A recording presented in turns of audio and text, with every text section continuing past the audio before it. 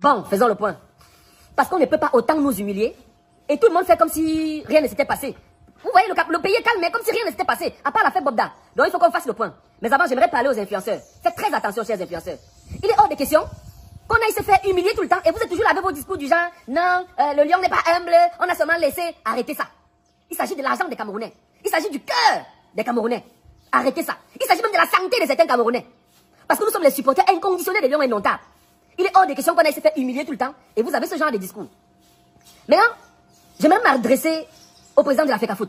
Parce que depuis là, c'est comme si rien ne s'était passé. Un peu comme en Coupe du Monde.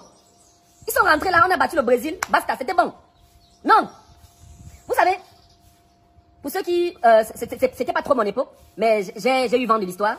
En 90, les Lions devaient partir en Coupe du Monde.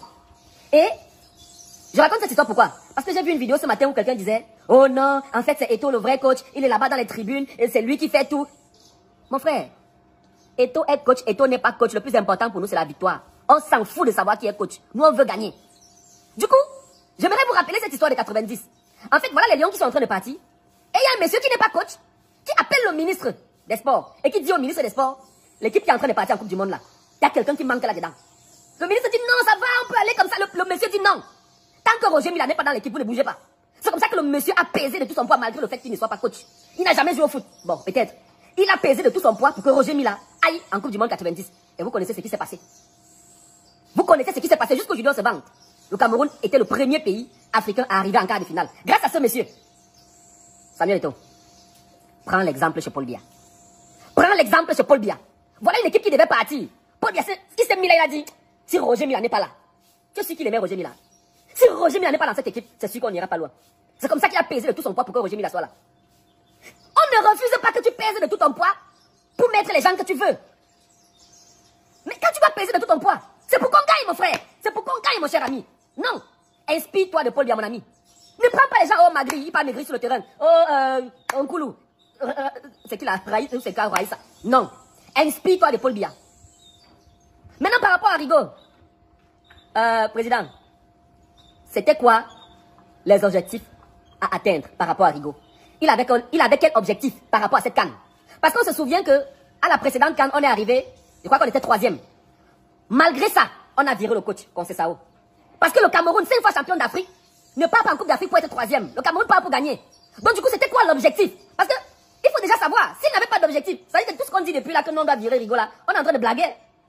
Parce que j'ai d'abord l'impression qu'en Coupe du Monde, l'objectif de Rigo, c'était de battre le Brésil. Parce que depuis là, c'est sur ça qu'on dort. Hein. On a battu le Brésil en Coupe du Monde, c'est bon et tout le monde est tranquille. C'était quoi l'objectif de Rigo? Est-ce que son objectif, c'était de passer le premier tour?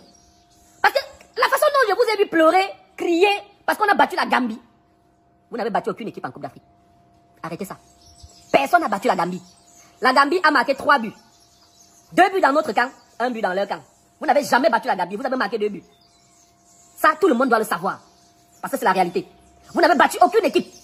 Voilà. Et tous vos buts, il n'y a jamais eu un but où on tire comme ça entre avec le pied. C'est le football, c'est pas le tech-ball. Il faut que les choses soient claires. Est-ce que l'objectif de Rigo, c'était de passer le premier tour? Si c'était ça l'objectif, alors Rigo, excusez-nous. Reste. Mais Cameroun, 5 fois champion d'Afrique. Faites très attention. Faites très attention. Quel a été l'objectif assigné à Rigo Besson? Est-ce qu'il a atteint l'objectif? S'il n'a pas atteint, mettez-le de côté. Mettez-le de côté et faites ça rapidement. Parce que si au bout, nous on est des supporters inconditionnels des Lions. Si au bout d'une semaine, 2 semaines, rien n'est fait. Non, non, nous on va aller à Etoudi s'asseoir. Hein. Et c'est pas la rigolade. Hein. Parce que là, vous faites comme si tout s'est bien passé. Non, non, non, non. Non. Voilà. Et si par contre l'objectif de Rigo c'était de passer le premier tour, les gars, mieux vous venez vous asseoir à la faniente avec moi ici, on joue au Ludo. Si c'était ça l'objectif. Et c'est comme ça que ce pays fonctionne. On ne se fixe jamais des objectifs. Parce que si on se fixe des objectifs à chaque fois, non mais c'est que tu n'atteins pas ton objectif, on te met de côté. C'était quoi l'objectif de Rigo? Voilà. Donc, les gars, on n'oublie pas l'objectif. Notre objectif principal présentement, en attendant que les choses bougent au niveau de la FECAFOOT, c'est Bobda. Bobda, mon frère, sache que tes heures sont comptées. Je veux plus dire tes jours, tes heures sont comptées. Parce que depuis qu'on parle, tu ne réagis pas, tu ne fais rien. Je t'ai dit, pour éviter la honte, pas tes photos là-bas circuler quand on va te prendre. Pour éviter la honte, tu connais Vision 4, ils vont faire le reportage quand on va te prendre. Pour éviter la honte. Parce que quand tu sors depuis là, tu vois les gendarmes garés devant chez toi là, tu crois que c'est pour ta sécurité. Non.